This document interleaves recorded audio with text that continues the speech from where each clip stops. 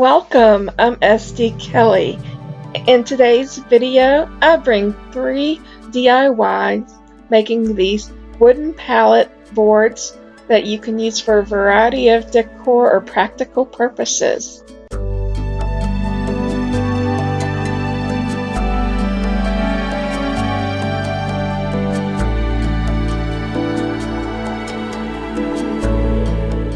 For this first DIY, I'll be making the smallest of the 3 pallet boards, and I'm using these craft sticks from Dollar Tree. They come 60 in a pack, but I'll be using only 17 of them. I measured them down to 5 inches and a quarter, and that's really just cutting the very tips off to make them square on the ends. I'm going to be using my wind tool, which is similar to a Dremel, and I'm using Dremel attachments actually. I'll put a link down below of where you can get this type of tool. It is a real time saver, and I'm using Dremel attachments to cut the wood.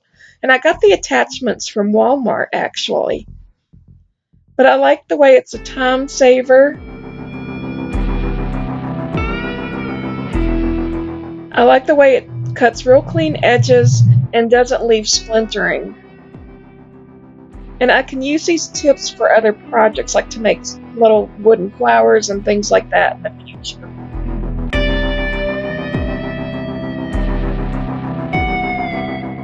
So I went outside to finish the rest of them.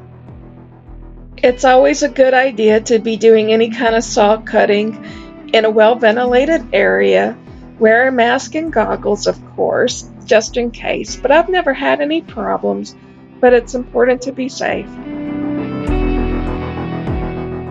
I'm gluing 3 of the craft sticks together to make a thicker piece. At this time in the video, I didn't know where my wood glue was, so I was just using a little thin strip of hot glue and some E6000 to start this up. I'll be doing 3 sets of 3 sticks glued together like I just showed you. Now I'm putting the bottom of the pallet board together, and I did find my wood glue. I had left it out on the balcony.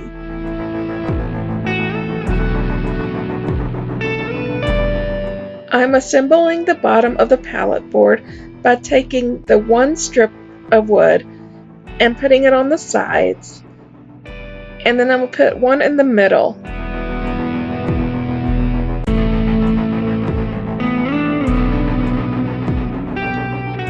Those 3 wooden pieces at the bottom are those thicker pieces that I made by gluing the 3 together.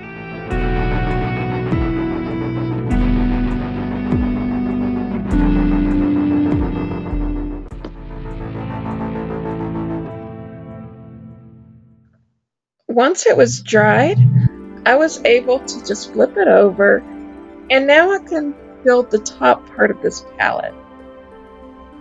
And I'll be using the remaining 5 pieces of wood.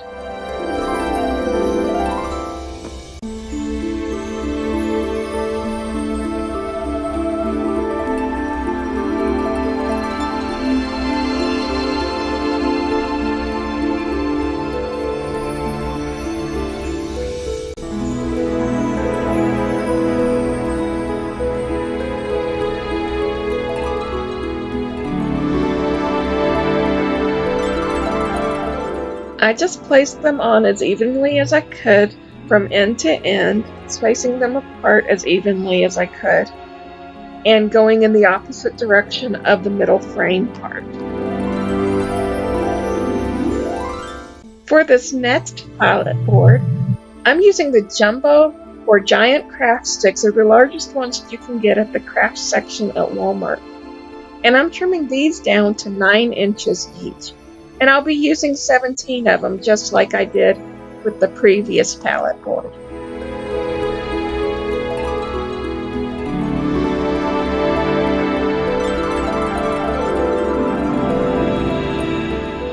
I'm gluing 3 together, and I'll be making 3 sets of these 3 glued together, as I did with the previous pallet board.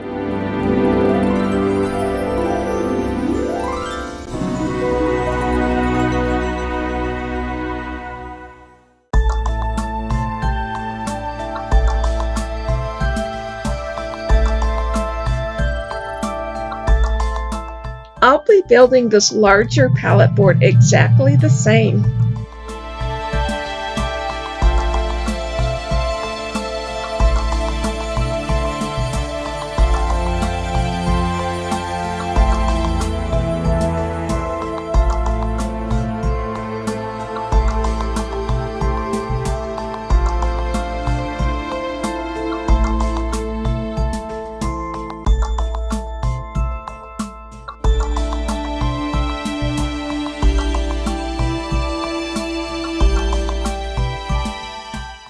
Now, to make these pallet boards more proportional to the larger ones that you can see in the back of supermarkets and places like that, you would place the middle planks of wood on their sides to make it have more depth. But I was looking more for sturdiness and for practical purposes of this type of project. And plus, I noticed the pallet boards outside of where I work is that they're not really all the same anyway. Some of them are a bit longer and narrower. They're different sizes, but I'm trying to make mine to mimic the more standard ones that you see more often.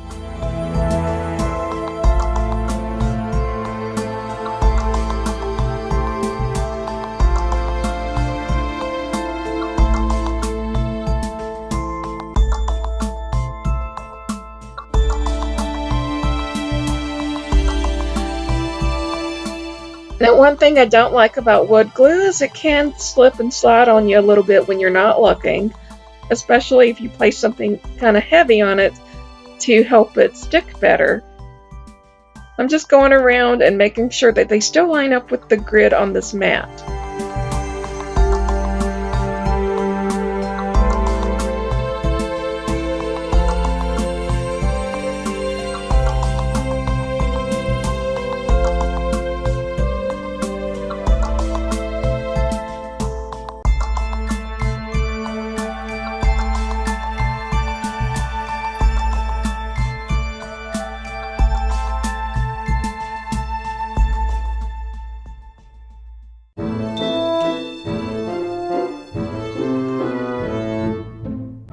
Now, where some of these jumbo craft sticks may warp up a little bit, I'm going to go ahead and clamp them down.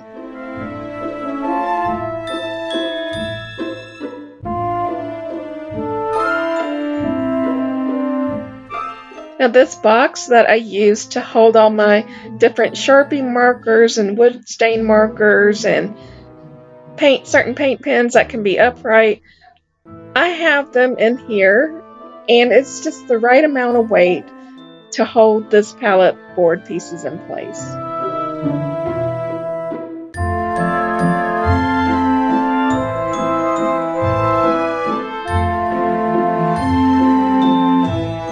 For the last of these DIYs and the largest pallet board of the three, I'm using these wooden shims made of Beta wood from Lowe's. They come 42 in a pack.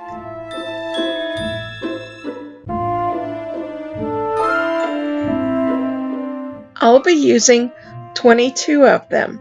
Now, the remaining 20 I will be using in an upcoming video very soon, so keep an eye out for that one.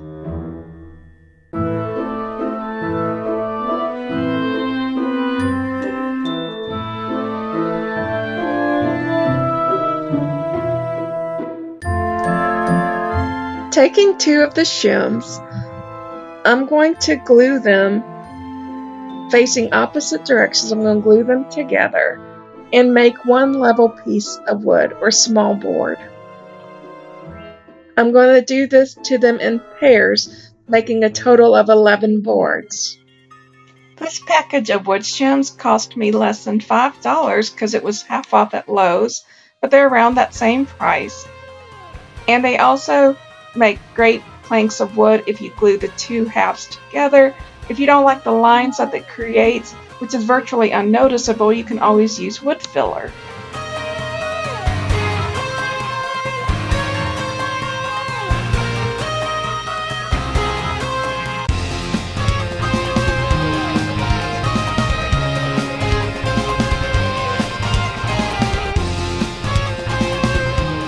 I ended up needing more clamps, so I had to resort to using other clothespins that I use for other crafting projects and organization things around here, as well as get some binder clips from my office area. You just do what you have to do sometimes.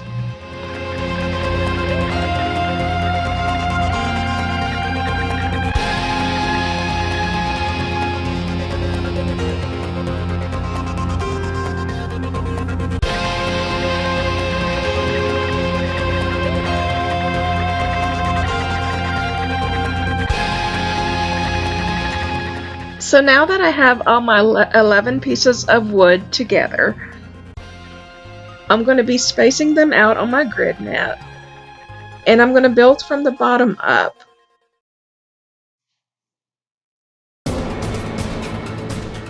I'm just adding a little bit of wood glue to the places that I will be adding the middle layer. I try not to put the dots of glue too close to the edge of the boards because they will squeeze out, and then when they dry, it'll be like a yellow staining effect that I have to sand off. So I'm trying to just do a nice, decent sized drop in the middle of where I'll be laying these boards.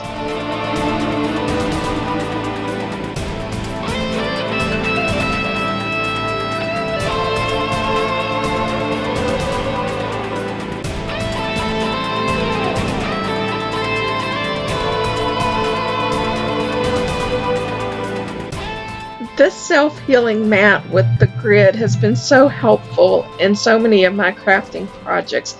I got this from Joann's, and they have a variety of different sizes. I'm sure Michael's probably does too, or Hobby Lobby.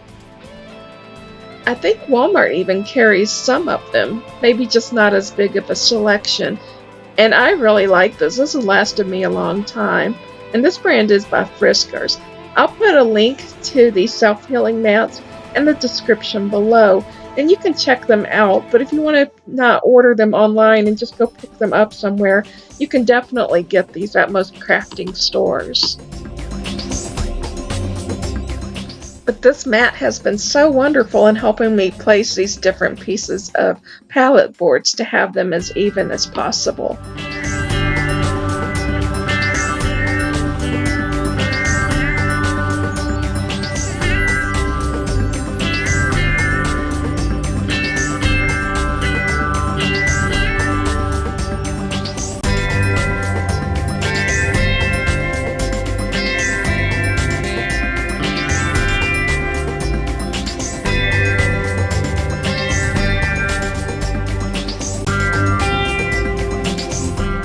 To hold these wooden pieces in place while the glue sets, I'll be using this box that I use to hold all my various paints and wood stains and tubes of paints and some glitter.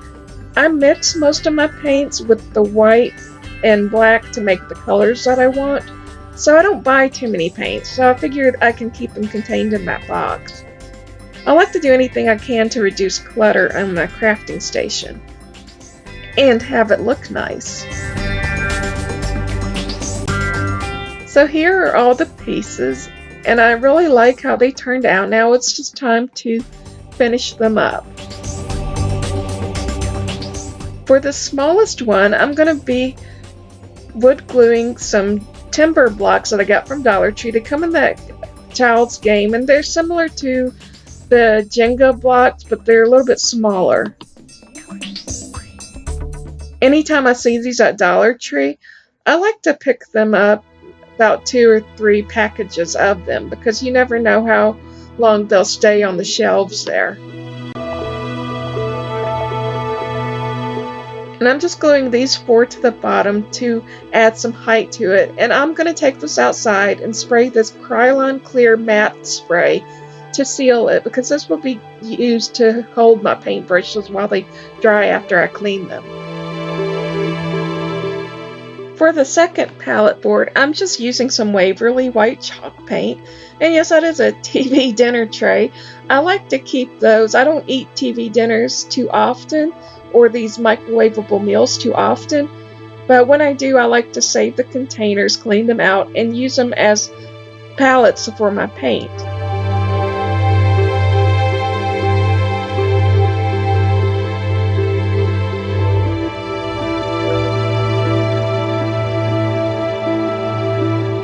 So using the same stiff paintbrush, I added just a little bit of the chalk paint ink, which is a black color, and just made a light gray, and I'm just going over and distressing this palette board some.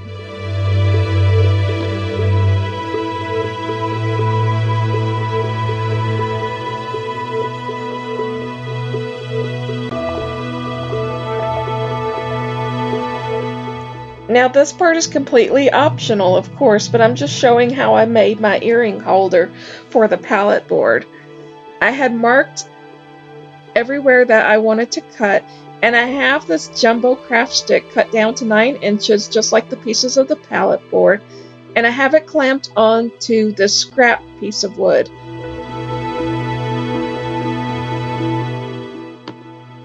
I'm using my wind drill that you can see hanging from the stool below, and this is a rotator shaft that lets me be more flexible when I'm doing this kind of woodworking.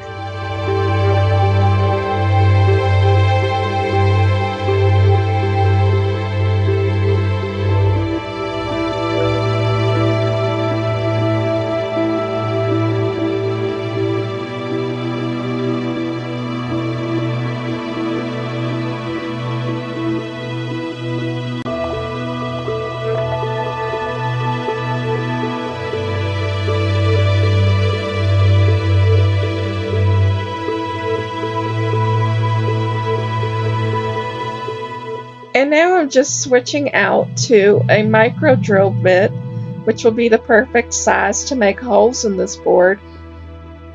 And I'm actually drilling all these and cutting into this jumbo craft stick. And this tool works great because it doesn't splint the wood at all.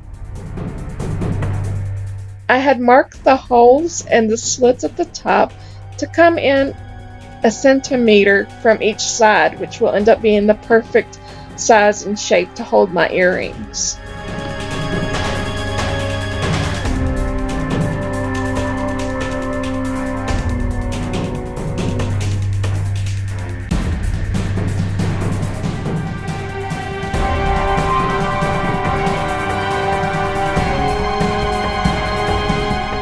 For my small wood crafts projects, I like to mix my own wood stains. For this color here, I took a 1/4 teaspoon of the brown paint called Truffles. It's a Waverly chalk paint that I got from Walmart. And I just added a 1/4 tablespoon, added 2 drops of red food coloring, and filled the rest of this bottle with water. These bottles I get at the Dollar Tree, and they're about 2 ounces, I think. They come in a package of travel bottles at the Dollar Tree. I'm also staining 4 wooden blocks that I got from the Dollar Tree. It's a kid's game. I think it's called Tumbling Tower. It's equivalent to Jenga on the regular commercial market for that kind of game. I also cut 2 wooden planks that are 9 inches long as well, because I'm going to be using one of them to make a necklace holder. Now you can glue washers to this to make it magnetic, or just tie the pieces on there. I'm using these clamps and I'm taking the prong parts of them off, but I'll be saving them in case I want to readjust this in the future. And I like the way these clamps have that little bend or lip on the end of them that really help the magnets stay in place.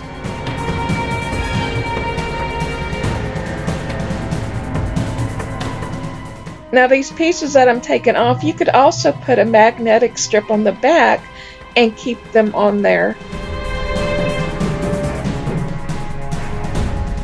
And I'm just hot gluing some rope from the bottom to the top and then around and back to the bottom again to give it a lot of structural support.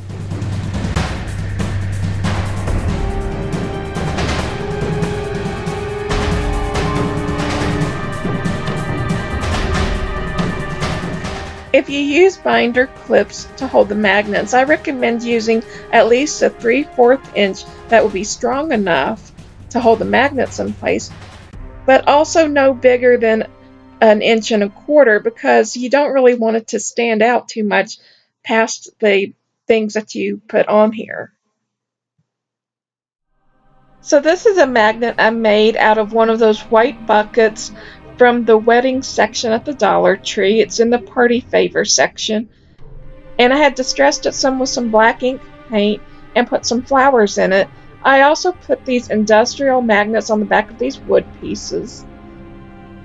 This is a wooden sign that says "Believe" that I glued onto a craft stick the same size and painted it the same way as a pallet. These wooden pieces I got in the craft section at Walmart. Most of these wooden pieces I got for under $1, definitely under $2 at the wooden craft section of Walmart, and I like the way that they have these burnt edges on them.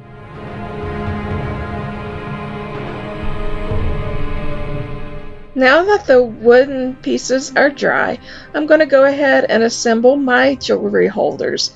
I'm taking one of the craft sticks just for measuring purposes only, and I'm placing the Jenga block, or at least I call it Jenga just for the sake of this video. I'm gluing the Jenga block flush with the bottom of this craft board. This will be the board that could hold a lightweight statement necklace or some bracelets or other necklaces.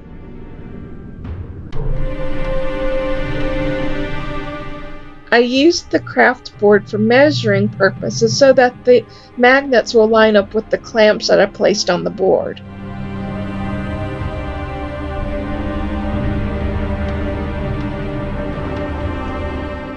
Now these magnets are pretty strong, and I got them in the craft sections from Walmart, but if you can get a hold of some really industrial strength type of magnets, I definitely recommend them, especially if you're going to be hanging heavier pieces on something like this. To make the earring holder, I'm gluing these Jenga blocks flushed with the top of the backboard, and I'm putting them on their sides. And then for the earring holder part, I'm putting flushed with the bottom of the Jenga blocks.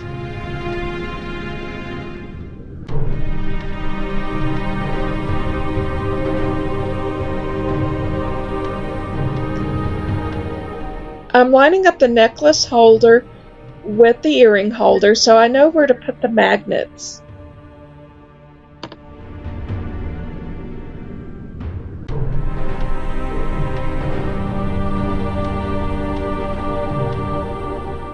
And my OCD is at a level 7 today, I think on a 0 to 10 scale. So I'm just going to go ahead and paint the back and make it look pretty too.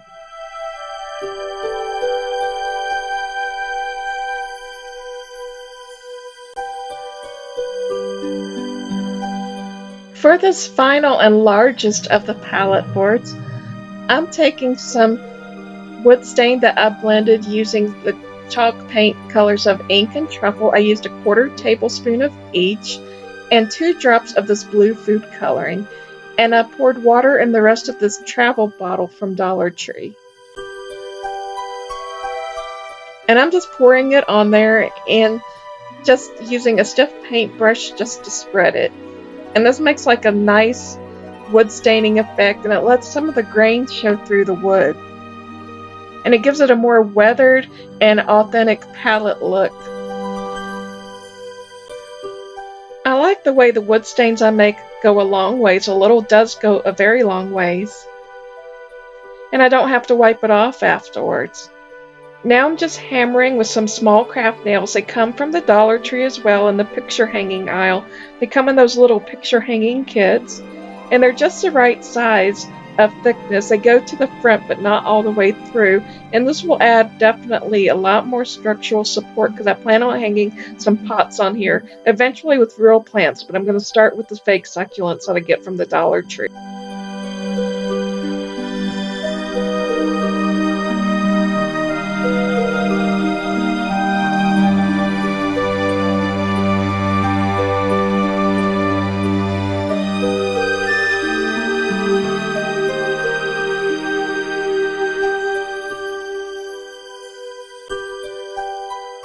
I'm taking some eyelet screws that also came in that same kit that I got from the Dollar Tree, and I'm facing the holes upward.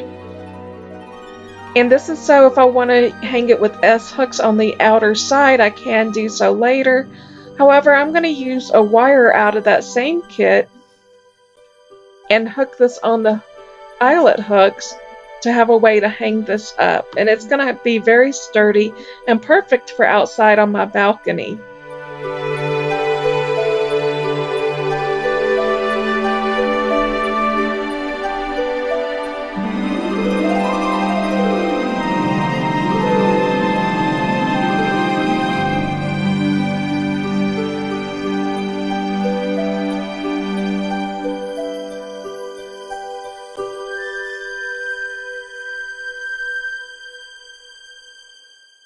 I'm just twisting this wire around and pulling it as tight as I can, then twisting and cutting again. And I'm going to take some pliers and make sure that the ends are blunt, just so that if anybody comes in contact with it, it doesn't poke.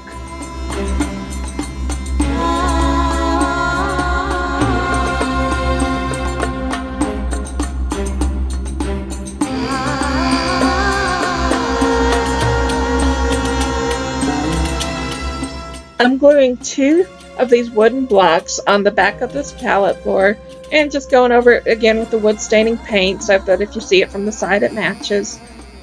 And I'm doing this so that whatever wall this is up against, that its level is not tilting forward because of the eyelet screws. And I'm going to take it outside and just cover it with this matte clear spray paint to seal it.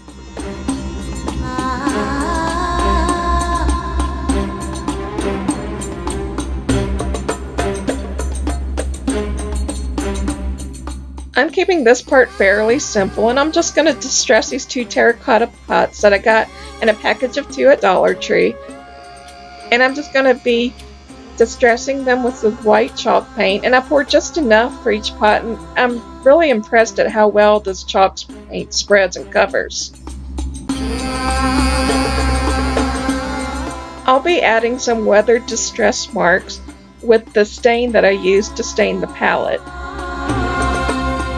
And I'm just using a stiff stencil brush for this effect.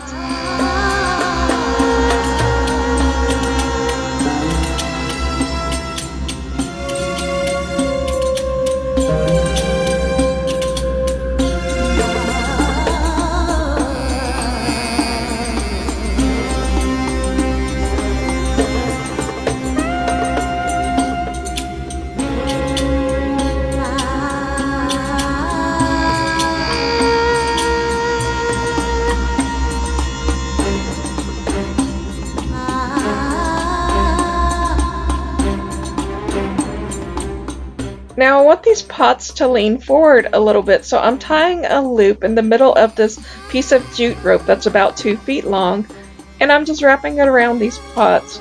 If you want these pots to hang more upright, you would want to just have a little small opening and wrap this jute twine around, but I'm using a little loop to make it like a little hook so it does lean forward a little bit. I'm using some old floral moss from a previous project, and it's the kind that will crumble and break apart real easily, and I'm just stuffing it down in there. It's a good way to repurpose this instead of just throwing it away. And I'm putting these succulent plants, I believe I got most of these from the Dollar Tree actually.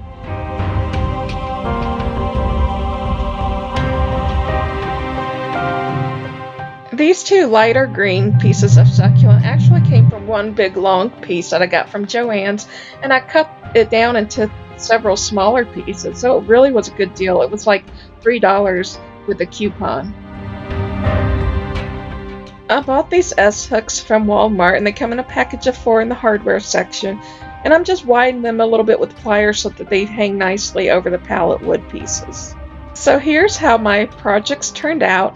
And I really like the small one. It's been great for letting my paintbrushes air dry after I clean them. Here's a medium-sized one with various options that I show.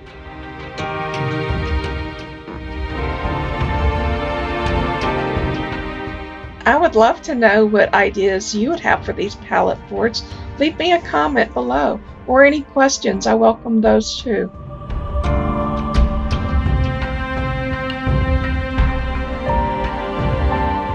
I hope to eventually add real succulent plants. I really like that knot in the wood and the way that it adds character and shows through the wood stain. Once again, I am sdkelley, and I hope that you enjoyed this video and give it a big thumbs up if you did. Also, I hope you will subscribe to my channel because I have many more great ideas to share with you. If you're interested in following me on social media or contacting me, I'll put those links in the description below. I thank you for watching, and bye for now.